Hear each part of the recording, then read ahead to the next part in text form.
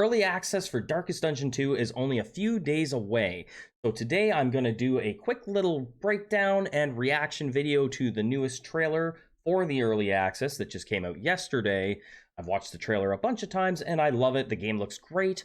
I can't wait to put hundreds of hours into this game. It looks so good. So let's jump into it and we'll kind of break down a few little things that I see and what I like. Let's go through it.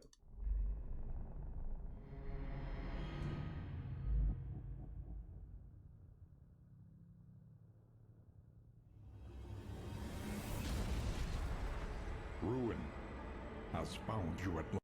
So I don't know if this is a character in the game, or what this character is really for, if it's just maybe just for this trailer, or if they're going to have some kind of significance in the story. Who knows? I don't really think they look that much like the ancestor, and I mean, if you played the first one, you kind of know what happened. So who knows, right? We'll just keep on going. Last.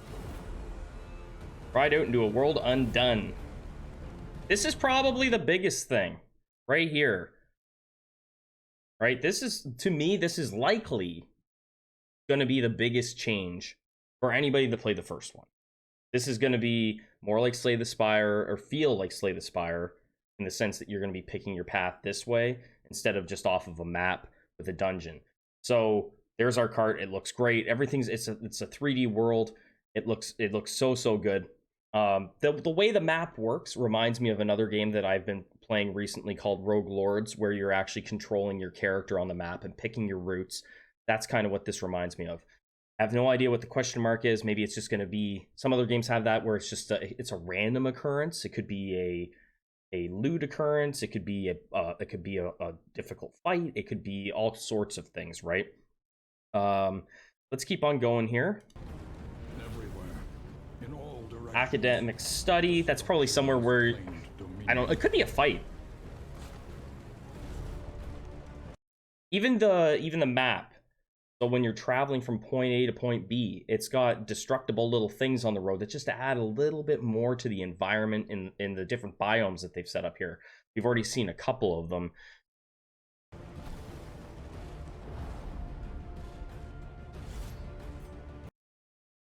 And I don't know what if the crossroads sign, if it's just going to be something that's going to be just like an aesthetic thing in the background, or if it's really going to have some significance on the map itself.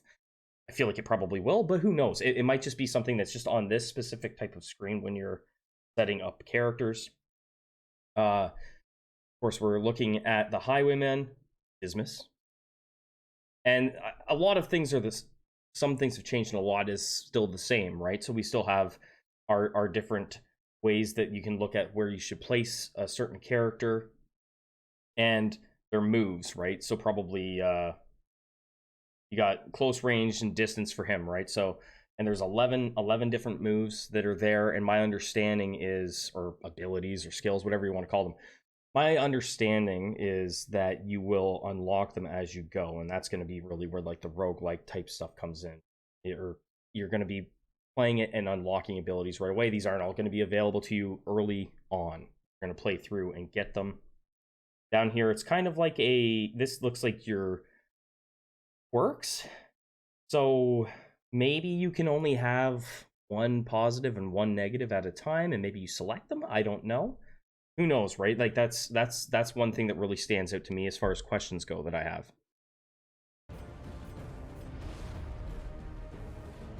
Fight through the hordes.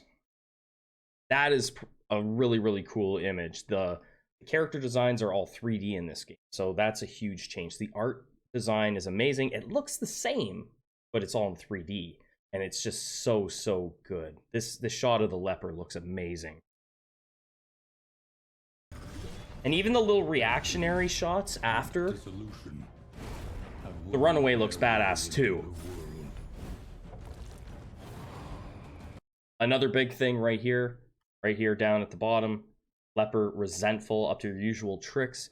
This is something else that I've seen in other games in the genre, where the characters in your party will play off of each other. Rogue Lords has something similar to this, where if you're doing wherever you make a decision, you might be, one of your characters will either have a positive or negative reaction or no reaction.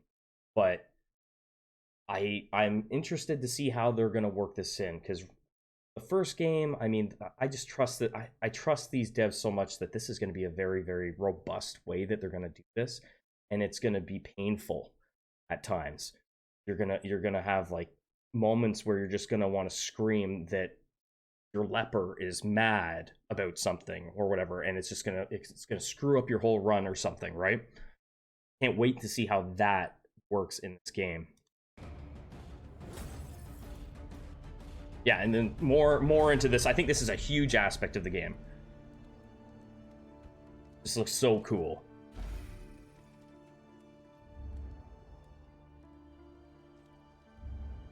Onward once again, though all the world's horrors bar the way.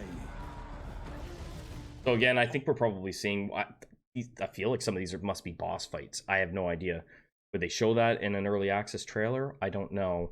But some of these bosses just look absolutely insane. Like the art design on these guys is just crazy. I can't even really explain what's going on here. It's just an angry pile of meat.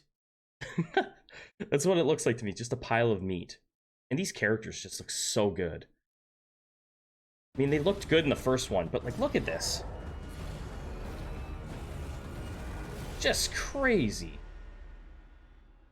When you are ready, this looks so good. Will finally take you Face home. your failures. I feel like I'm going to be failing a lot in this game. It's going to be so good. I can't wait to play this game on the 26th. Guys, thank you for watching, and I'll see you on the next one.